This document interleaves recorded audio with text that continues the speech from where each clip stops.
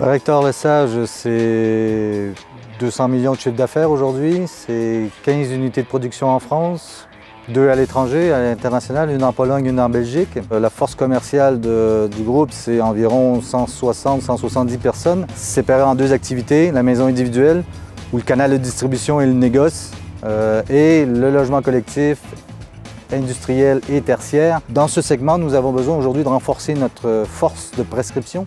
Il faut aller vendre aux promoteurs, il faut aller vendre aux clients finaux. Et notre démarche vers le CRM était de s'assurer que l'information est disponible à tous, que l'information va très rapidement vers celui qui en a besoin et de professionnaliser et d'être mieux au courant du marché. Nous avons fait appel à l'entreprise Business et Décision avec un consultant Eric Blanche qui a eu la capacité de nous réunir tous ensemble, donc une cinquantaine d'intervenants autour de 16 ateliers de travail dont le but a été 1. de tenir compte de chacune des particularités des forces commerciales et 2. de centraliser en fait les points communs autour de l'outil. Il a compris la démarche et il a regardé comment l'outil, donc Dynamics CRM, pouvait être paramétré en fonction de nos besoins. Ce qui a fait vraiment le choix du produit, c'était que les commerciaux doivent pouvoir se connecter en dehors de tout point d'accès réseau.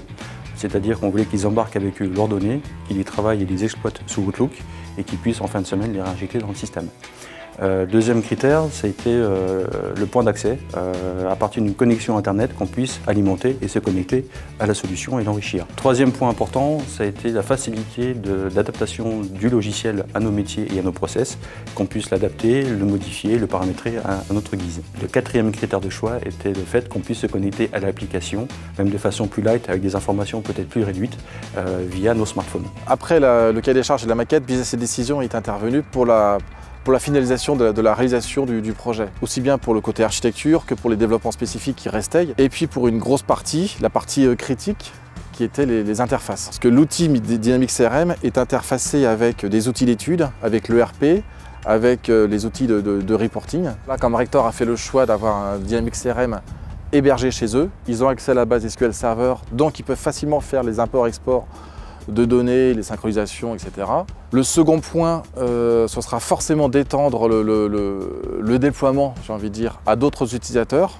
Et puis la troisième extension naturelle et qui est facile à réaliser avec Dynamics CRM, c'est de rajouter des outils tiers, puisqu'autour de l'outil, il existe une communauté de développeurs et d'éditeurs. Parce qu'aujourd'hui, on était plus à estimer des parts de marché. Donc là, on a vraiment la possibilité de capter une information et de mettre en fait des réalités sur des feelings pour voir si effectivement on est dans l'atteinte de nos objectifs. Dynamics CRM va nous permettre d'avoir nos plans de compte, nos parts de marché et clairement de pouvoir mieux driver en fait notre déploiement commercial et nos phases de conquête comme nos phases de défense de parts de marché. Les bénéfices pour l'IT sont à l'ordre de 3. Le premier, c'est la connexion, la centralisation de l'ensemble des informations de la force commerciale. Le deuxième point, c'est leur permettre d'avoir un tableau de bord accessible depuis la solution Dynamics CRM ou depuis nos solutions BI. Le troisième point important pour nous, c'est qu'il n'a pas eu besoin d'installer quoi que ce soit de plus sur les postes.